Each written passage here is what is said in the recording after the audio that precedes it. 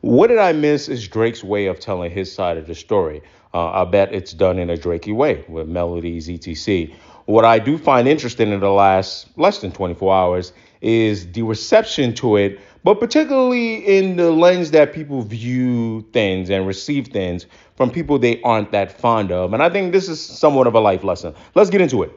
For what it's worth, disclaimer, this person's entitled to their own opinion. There are a number of people who kind of have this type of rhetoric going around on the internet. I'm just using this because I think it's a good example, right? And I also know that people look at things from, rose gold lenses, right? So about people that they love. But I think that also plays into what I'm trying to say here. So this person, Majesteria, says, what did I miss further reveals how Drake's lack of self-awareness blinds him from seeing his relationships clearly. He's still talking about how he gave verses to people who betrayed him. The machine chose him to be the number one rapper, so he had to go through him.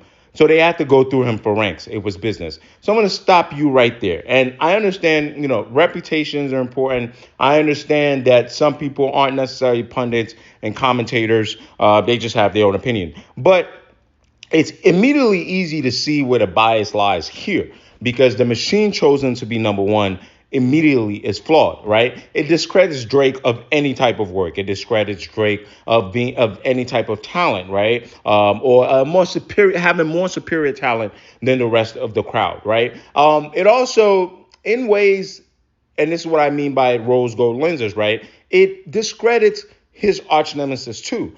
Kendrick, who's been pretty successful, right? If not the 1B rapper, 1C rapper of the big three, the 1A rapper, however you want to rank him, of his generation, he's now having an immensely successful commercial moment, which is being assisted. He's being assisted by the same machine. And what I'm trying to say here is that this is the music industry, okay? Everyone is getting pushed.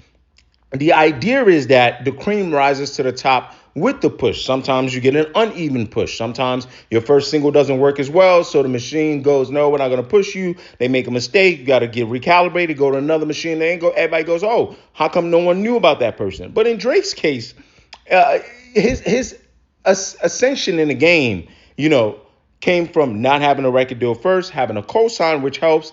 You know the story, right? So portraying this as though Drake was just like any random guy that you could have just selected to be number one, and the machine just so happened to choose him. And now these poor rappers, poor them, have to go through him, is disingenuous. And that is the basis of how I want to break down the rest of this, right? And another tweet that I saw. So that's first, right? Secondly, it gives the rappers an out. These rappers that we're talking about that so-called betrayed him, and why they choose to move with Drake and why they choose to go through him. As though poor guys, again, who just can't go with the other conscious indie rappers, they just had to select Drake because the machine. No, they chose to work with Drake either at the time they saw things that they liked from him as a person and or really loved the music and thought it resonated, in addition to the machine that pushes both artists, right? Now, here's some fair key points here that I think are okay. As far as the lack of self-awareness and seeing relationships clearly. I think Drake not seeing relationships clearly is something he's kind of admitted in this song. Drake writes singles in an odd way, right? And I think that if you just take the line, what did I miss? I think it's essentially him saying, yo, it's something I didn't see. I'm usually the guy that sees everything, but it's clearly something I didn't see here for these guys to not only betray me, but in a way to do it in a coordinated attack. And this is what I mean, right? So when we're talking about rappers, again, I don't look at rappers. I have my rappers that I like, my favorite rappers that I like. I get it, right? And I think being a Jay-Z fan it messes with your brain. I tell you all this all the time. I have my favorite rappers that I like. But rappers aren't exactly role models. They aren't exactly model citizens. And if they are, the stuff that they rap about,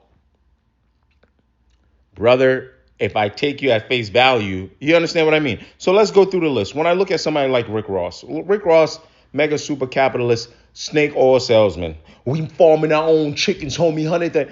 So, but one thing I could say I point out about Rick Ross, he kind of has loyalty, like he stood up for Wayne. So I could see that. So maybe he took something that happened with French a little personal, jumped the gun, right? I have no issues with that. The issue I have is, why did you choose the Metro Boomin future moment to do that, right? And if now let's go to the rose gold lens. If this was happening to another rapper, I'll bet we would still be able to point out their faults. We would say, hey, why y'all all jumping them like this, right? And I think the root of this problem is because I don't see Drake the way a lot of you see him, right? Which is, oh, he's the absolute worst thing that happened in this genre. He's the reason. I think that's it. There's so many things that have happened to this genre. Now back to rappers, and I think back to Jay-Z.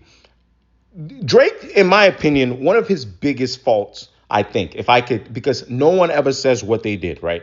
All right. And if you look at someone like Future, you're telling me that it had to do with women.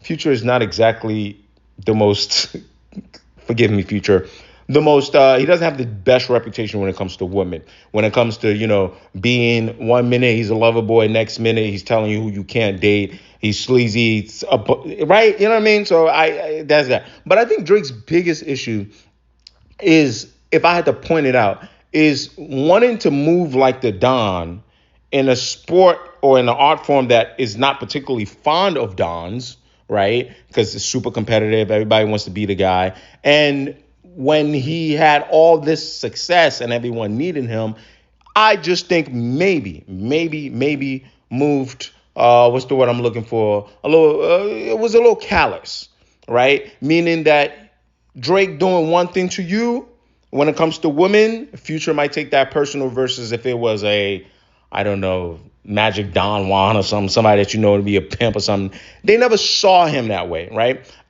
Jay-Z faced some pushback when he was trying to become the Don, right? But I think there's a level of, I guess, affinity and respect, especially coming from the streets, that people have for Jay-Z. But before he became fully Jay-Z, a lot of people, there's a Cameron of the world, also definitely didn't see him that way either. Like, you're not going to son us. It wasn't until now, right, a few years ago, that people were like, oh yeah, Jay-Z can do that. So that I think is closer to the truth. And the reason I have to reserve this as someone that does commentating is because I don't have the truth from everyone. Everyone's being vague. Now, let's move over to, for example, the basketball side. If I have the information I have with DeMar DeRozan telling me, yeah, they both my guys, that I'm sorry. I understand, or what did I miss? That one is, did Drake do anything to you? No. Say a woman? No. I grew up with Kendrick. Okay, but you also are on video saying Drake opened his doors for you. You know what I mean? So I have a problem with saying that that's a lack of self-awareness. If I let someone stay in my house when they get traded and they're down and out, and they telling me stories and shedding some tears, borderline depression, and you're going to dance on stage, I'm sorry.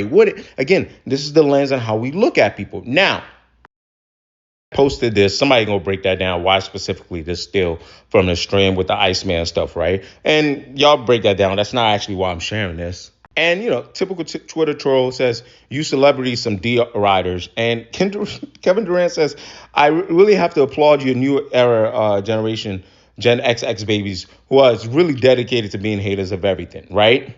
While Kevin Durant is, I guess, right there, I want to contrast that to like when LeBron James posts things now of Kendrick, because that's his best bud or whatever, man in the garden, the leak and stuff.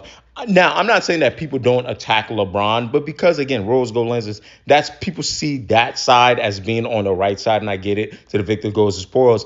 I don't think LeBron James gets the same exact hate that a Kevin Durant is getting. But then again, if LeBron was getting hate, how come I look to my right? Like Drake said, what did I miss?